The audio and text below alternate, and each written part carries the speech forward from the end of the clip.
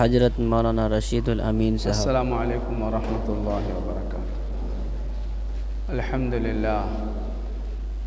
للہ وکفا وسلام علی عبادہ الذین اصطفیٰ، اما بعد فاعوذ باللہ من الشیطان الرجیم،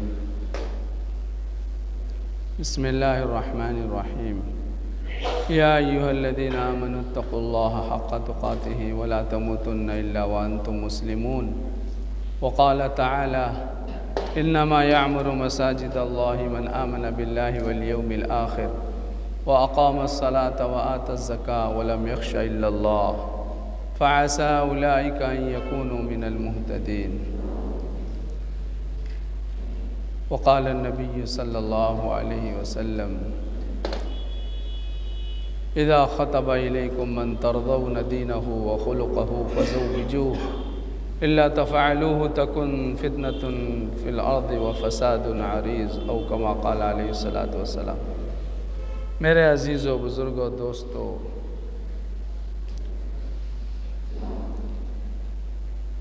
پہلی آیت شریفہ میں نے جو پڑھی ہے اس میں ایمان والوں سے اللہ خطاب فرما رہے ہیں، ایمان والو اللہ سے ڈرو جس طرح اللہ سے ڈرنے کا حق ہے، اور تمہیں موت آئے اس حالت میں کہ تم اللہ پر ایمان رکھنے والے ہو۔ اللہ کے نبی صلی اللہ علیہ وسلم جب بھی خطبہ دینے تشریف لاتے، لوگوں کو واعظ فرماتے اوصیکم بنفسی بتقوی اللہ عز وجل، میں آپ کو اور اپنی ذات کو اللہ سے ڈرنے کی وصیت کرتا ہوں۔ تو میرے عزیزو، خوف اور ڈر یہ انسان کو ہر بھلائی کی طرف رہنمائی کرتا ہے، خصوصاً اللہ کا خوف انسان کو اللہ کے خوف سے، گناہوں سے بچا دیتا ہے۔ اسی لیے ایمان جو ہے ہمارا خوف اور امید کے بیچ میں ہے۔ اللہ کا ڈر بھی ہے کہ اگر اللہ کے حکم کو توڑیں گے تو ہمیں دنیا میں بھی سزا ملے گی اور مرنے کے بعد بھی سزا ملے گا، تو اس وجہ سے انسان گناہ سے رک جاتا ہے۔ اور محبت، ایک ہے ڈر، ایک ہے خوف۔ خوف یعنی ایک تو امید اور خوف۔ امید اس بات کی ہے کہ اگر میں اللہ کے حکم کو پورا کروں گا تو اللہ دنیا میں بھی مجھے یعنی بھلائی عطا فرمائیں گے، دنیا میں بھی اللہ میری جان کی سلامتی کو رکھیں گے اور میرے مال میں بھی بڑھوتری دیں گے اور میرے تمام امور کو اللہ آسان کر دیں گے۔ یہ امید پر بھی انسان نیکیاں کرتا ہے۔ تو میرے عزیزو، بزرگو، دوستو، دوسری آیت شریفہ میں جو میں نے پڑھی تھی وہ تعمیر مساجد کے بارے میں، انما یعمر مساجد اللہ، اللہ کے گھروں کو وہی لوگ آباد کرتے ہیں من آمن باللہ والیوم الآخر، جو اللہ پر اور قیامت کے دن یعنی دوبارہ زندہ ہونے پر ایمان رکھتے ہیں، اور بدلے کے دن پر، جس دن کہ اللہ سب کو محشور فرمائیں گے قبر سے، اور پھر ان کے کیے کا ان کو جزا ملے گا۔ اگر انہوں نے نیک اعمال کیے تو اس نیکی کا بدلہ ملے گا، اور جب انہوں نے کوئی برائی کی تو اس کا بھی سزا ملے گا۔ وَأَقَامَ الصَّلَاةَ، اور نماز قائم کرتے ہیں، وَآتَى الزَّكَاةَ، اور زکوٰۃ بھی دیتے ہیں۔ اگر اللہ نے مالدار بنایا تو اس کا بھی حق ادا کرتے ہیں۔ وَلَمْ يَخْشَ إِلَّا اللَّهَ، وہ لوگ سوائے اللہ کے کسی سے نہیں ڈرتے۔ اللہ پاک فرماتے ہیں فَعَسَىٰ أُولَٰئِكَ أَن يَكُونُوا مِنَ الْمُهْتَدِينَ، یہی لوگ ہدایت پائیں گے۔ میرے عزیزو، جیسا کہ آپ دیکھتے ہیں الحمدللہ ہماری مسجد کا تعمیر کا کام چل رہا ہے، اور اللہ تعالیٰ کا کرم ہے، ابھی جو ہمارا کام کرنے والے تھے یہ لوگ گھر گئے تھے، پھر یہ آ گئے، انشاءاللہ کل سے تعمیری کام شروع ہوگا، اور باہر میں آپ کا وہ اس کی شکل بھی لگا دیے ہیں۔ اور اس کا یعنی اسٹرکچر بنا کے اس کی شکل بنا کے لگا دیے ہیں دیوار پر، اسی شکل اور صورت کی مسجد کا حصہ بنے گا۔ لہذا ہم جو ہے دل کھول کر جہاں تک ہو سکے اللہ نے جو دیا ہے ہمیں، ہم اس مسجد کی تعمیر میں حصہ لیں۔ اسی لیے میرے عزیزو، انسان جب دنیا سے چلا جاتا ہے اس کے سارے نیکیاں ختم ہو جاتی ہیں، منے بند، نماز پڑھنا بند، یعنی اسی طرح صدقہ خیرات دینا بند، اور تمام نیکیاں، لوگوں کے ساتھ بھلی بات کرنا، لوگوں میں صلح کرا دینا، کسی کے ساتھ نیکی کا کام کر دینا، کسی کو کھلا دینا پلا وغیرہ وغیرہ جتنی نیکیاں ہیں، بھلے کام ہیں، وہ سارے چیزوں کا دفتر بند ہو جاتا ہے، مگر 3 چیز کا ثواب وہ مرنے کے بعد بھی ملتا رہتا ہے۔ ان میں سے ایک ہے کہ نیک اولاد چھوڑ کے گیا انسان، تو وہ نیک اولاد جو ہے اس کے مرنے کے بعد بھی نیک عمل کرتی رہے گی، تو اس کے باپ کو، اس کی ماں کو مرنے کے بعد بھی ثواب ملتا رہے گا۔ مثلا نیک اولاد چھوڑ کے گیا، یا اسی طریقے سے صدقے جاریہ کیا، مدرسے بنائے، مسجد بنائی، راستہ بنا دیا، کنواں لگوا دیا، ٹیوب ویل لگا دیا، پاخانہ بنا دیا، پیشاب خانہ بنا دیا، راستے کے لیے، لوگوں کے لیے، قوم کے لیے، تو فرمایا یہ بھی صدقہ جاریہ ہے۔ اور اسی طریقے سے او علم ينتفع به، یا کسی کو دین کی باتیں سکھلا دیا، یعنی حافظ بنایا، عالم بنایا، نہیں تو کسی کو علم فرائض، یعنی علم کچھ نہ کچھ اس کو بتا دیا، مثلا یعنی غسل کرنے کا طریقہ کیا ہے، پاک ہونے کا طریقہ کیا ہے، تجارت کا طریقہ کیا ہے، شادی بیاہ کا کیا، یعنی اس کی حقیقت کیا ہے، اور شادی سے کیا مطلوب ہے، اور شادی کیوں کی جاتی ہے، اس کے علم کو بتایا، تو فرمایا یہ علم دوسرے کو پہنچائے گا، تو جہاں تک یہ علم کا یعنی اس کی یعنی علم جائے گی، وہاں تک اس آدمی کو ثواب ملتا رہے گا۔ اسی لیے فرمایا صدقۃ جاریۃ او ولد صالح یدعو لہ او علم ينتفع به، یہ 3 چیزوں کا ثواب باقی رہے گا۔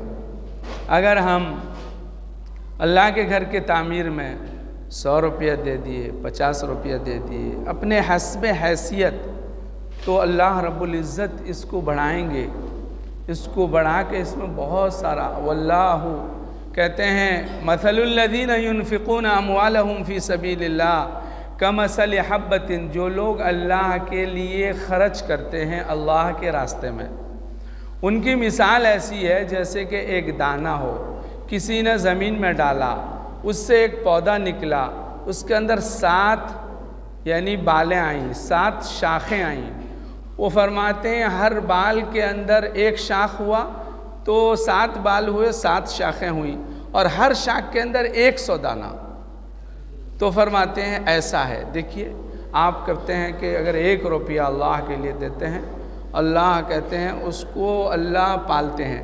حدیث پاک میں آتا ہے جو آدمی یعنی جیسے آپ قربانی کے زمانے میں سنتے رہتے ہیں کہ قربانی کے لیے آپ جانور دیتے ہیں، تو اسی طریقے سے اللہ کے راستے میں آپ صدقہ کرتے ہیں کوئی بھی چیز، تو اللہ اس کو بڑھاتے رہتے ہیں، کہتے ہیں احد پہاڑ کے برابر کر دیں۔ احد پہاڑ کتنا بڑا معلوم آپ کو؟ یہاں سے لے کر کم سے کم آپ کا برمنڈا تک ہوگا 3.5 میل، مانے کم سے کم 4 کلومیٹر، اتنی لمبی ہے۔ تو کرتے ہیں واللہ یضاعف لمن یشاء، اللہ جب چاہیں گے اس سے بھی زیادہ عطا فرما دیتے۔ الحاصل کلام یہ ہے کہ بھائی اللہ کا گھر بن رہا ہے، گھر کی تعمیر چل رہی ہے، یہی ہماری آخرت ہے، یہی ہماری دنیا ہے، اسی میں ہم یعنی اسی کے ذریعے سے ہم اپنی عبادتوں کو قبول کرواتے ہیں، ہم اپنے دنیا آخرت کے مسائل کو حل مسجدوں سے کرتے ہیں، اور مسجدوں کا ہم پر حق ہے۔ سب سے بڑا حق یہ ہے کہ ہم اس میں نماز ادا کریں اور لوگوں کو بلا کر کے مسجد میں نماز کے لیے بلائیں، اور تو یہ سب سے بڑا مسجد کی آبادی ہے۔ ساتھ ساتھ میں ضرورت پر جو بھی اس کی مرمت ہوتی رہتی ہے، یہ بھی ضروریات مسجد میں سے ہے، داخل مسجد میں ہے، تو اس کے لیے بھی ہم جہاں تک ہو سکے کوشش کریں۔ اگر ہم نہیں دے سکتے، کوئی بھلا آدمی ہے اس کو کہہ دیں، وہ خرچ کر دے گا، آپ کو بھی وہی ثواب ملے گا جو اس نے خرچ کیا، اس کو بھی۔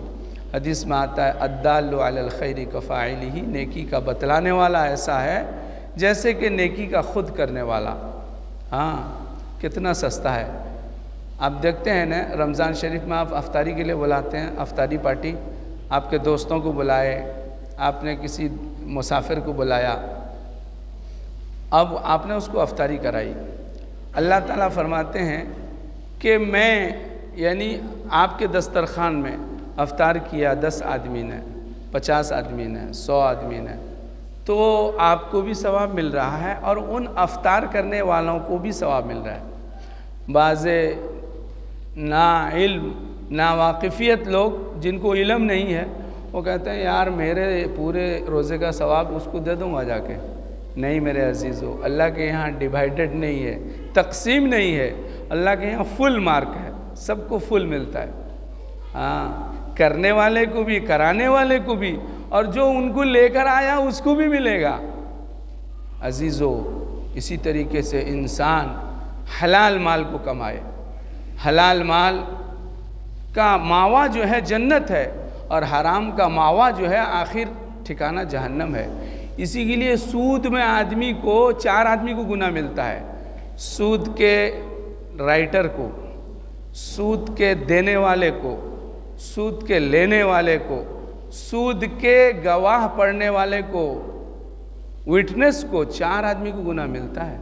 اور حدیث میں آتا ہے ایک سود کا 1 روپیہ، نعوذ باللہ نعوذ باللہ، میں ہم پناہ اللہ سے مانگتے ہیں کہ اپنی ماں سے 35 مرتبہ زنا کرنے سے ہی بدتر ہے میرے عزیزو۔ اسی کے لیے سود سے جہاں تک بچنے کا کوشش کرے انسان، مجبوراً لے رہا ہے تو حساب کر دے، میں جو 1 لاکھ لیا بینک سے، اس میں کتنا ان کا ٹکا ہوتا ہے، اس کو لاسٹ میں حساب کر کے اس کو دے دے کسی کو محتاج کو، اور اس پر نیکی کا امید مت رکھے، اس کو دیا میں سود کا 1000 روپیہ تو مجھے اللہ خوش ہو جائے گا یا مجھے نیکی دے گا، بالکل اس کی تمنا اور ارادہ بھی مت رکھو، اس پر نیکی کا امید کرنا نہیں ہے، وہ تو ایسے ہی ایک مال تھا، آپ نے اس کو استعمال کرا دیا۔ تو میرے عزیزو، بزرگو، دوستو، اسی طرح ہمارا رواج میں ہے کہ گواہ ادائے شہادت، یعنی مثلاً کسی کا کیس ہے، میں جانتا ہوں یہ زمین جو ہے حقیقت میں فلاں کی ہے، اور میں جانتا ہوں اور میں وٹنس بن رہا ہوں وہاں کر کے اس کا نہیں ہے، یعنی جھوٹی گواہی دینا۔ حدیث میں آتا ہے جھوٹی گواہی دینے والا اس کا دل گنہگار ہوتا ہے۔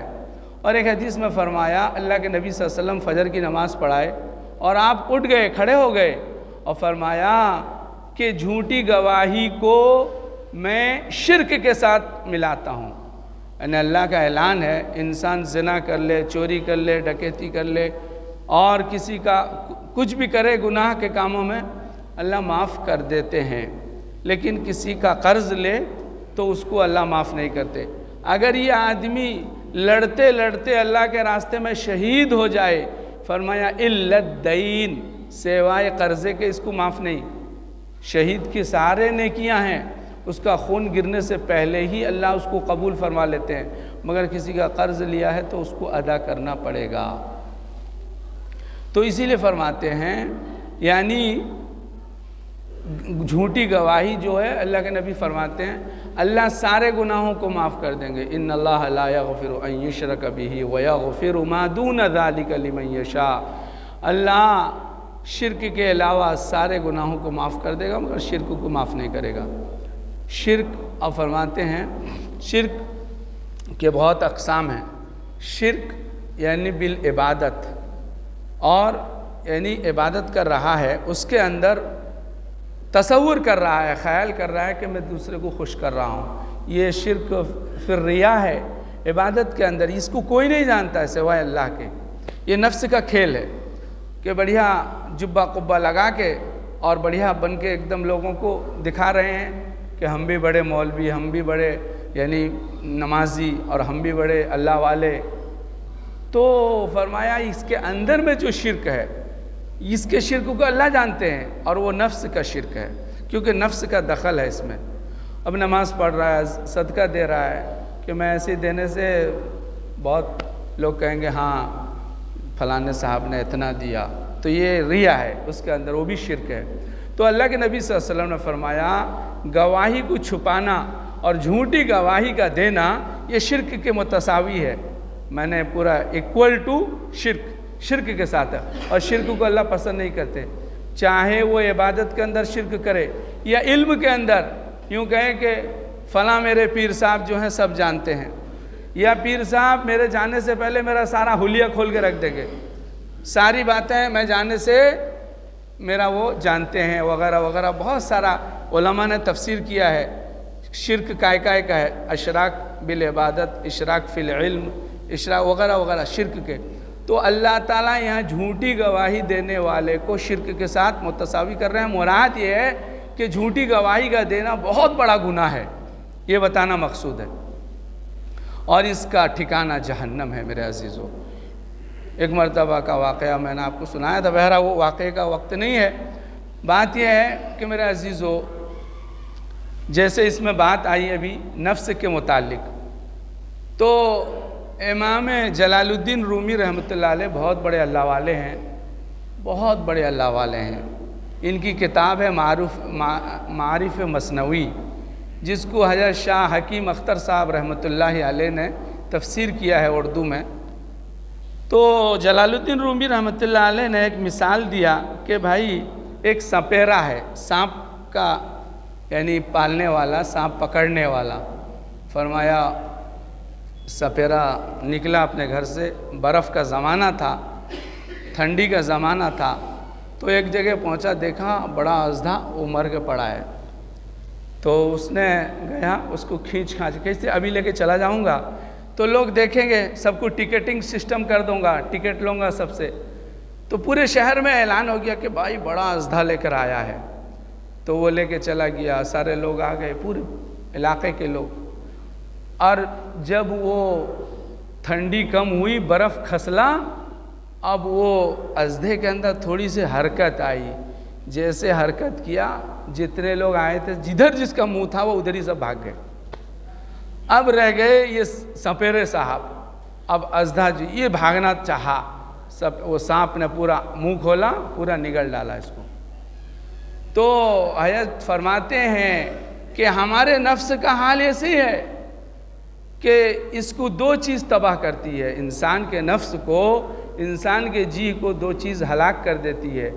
سب سے پہلے دنیا کی خواہشات دنیا، یعنی دنیا کے چکر میں آ کر حرام حلال غلط صحیح جو بھی آئے آ جائے، جدھر سے آئے آ جائے، جہاں سے آئے آ جائے، جس طریقے سے ہو حاصل ہو جائے مال. فرمایا یہ جو ہے صاحب دنیا ہے. اور دوسرا اللہ کے حکم کو توڑنے والا. یہ دو آدمی کو جو ہے انسان کو، یعنی جو ہے انسان کے نفس کو یہ حرکت میں لاتی ہے برا. یعنی جب یہ دو چیزیں آ جاتی ہیں انسان کے نفس کو تباہ کر دیتی ہے. ایک دنیا کی حوث اور اس میں حلال اور حرام کا تمیز نہیں. ہاں اگر کما رہا ہے اس کا حق ادا کر رہا ہے، غریبوں کو دے رہا ہے، رشتہ داروں کو دے رہا ہے، اللہ کے راستے میں خرچ کر رہا ہے، اپنی آخرت کی بھی تیاری کر رہا ہے، بہت اچھی بات ہے. اور اگر یہ نہیں ہے، صرف اپنا کماؤ، اپنا پیٹ بھرو، اپنی دنیا کے فکروں میں لگا ہے اور حرام حلال کا کوئی تمیز نہیں، یہ انسان اس کو بھی اس کا نفس تباہ کرے گا. اور اللہ کے حکموں کو توڑنا، اسی لیے فرماتے ہیں اللہ کا ایک حکم کا توڑنا زمین آسمان کے ٹوٹنے سے بھی بڑھ کر ہے.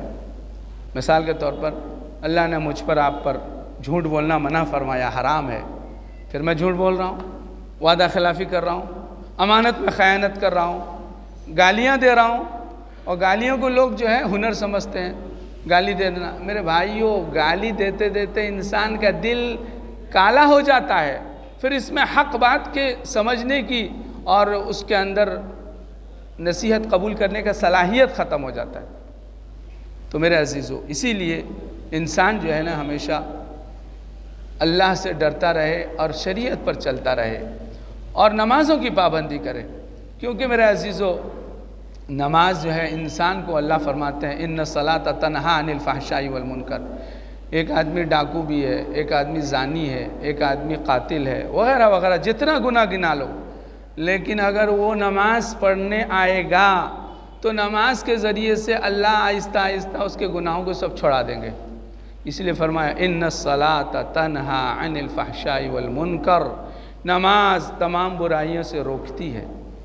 اسی لیے تو نماز کا نسخہ ہماری زندگی میں آنا چاہیے۔ ہم اپنے بچوں کو سمجھانا چاہیے، بیٹا 15 سال ہو گیا، آپ پر نماز فرض ہو گئی، آپ نماز کا اہتمام کرو۔ گھروں میں ماؤں کو بھی اپنی بیٹیوں کو 10 سال سے نماز کا اہتمام کرانا چاہیے۔ اللہ تبارک و تعالیٰ مجھے آپ کو کہنے سننے سے زیادہ عمل کی توفیق عطا فرمائے، آمین۔ اور انشاءاللہ نماز کے بعد نکاح ہے، آپ حضرات سے بھی درخواست ہے تشریف رکھیں، نکاح کو آسان فرمائیں، اور نکاح میں شریک ہونا بہت بڑی نیکی ہے، اور اللہ کے نبی نے فرمایا نکاح کا اعلان کرو اور اسے مسجد میں قائم کرو۔ جب آپ لوگ بزرگان دین اس میں اولیاء اللہ کون کون سے اللہ کے بندے آئے ہیں، اگر وہ ہاتھ اٹھا دیں گے اس نکاح میں بڑی خیر و برکت ہو جائے گی۔ اللہ تبارک و تعالی ہم سب کو عمل کی توفیق عطا فرمائے، آمین۔ وآخر اس دعوانا بیان کو لائک کیجیے، چینل کو سبسکرائب کیجیے۔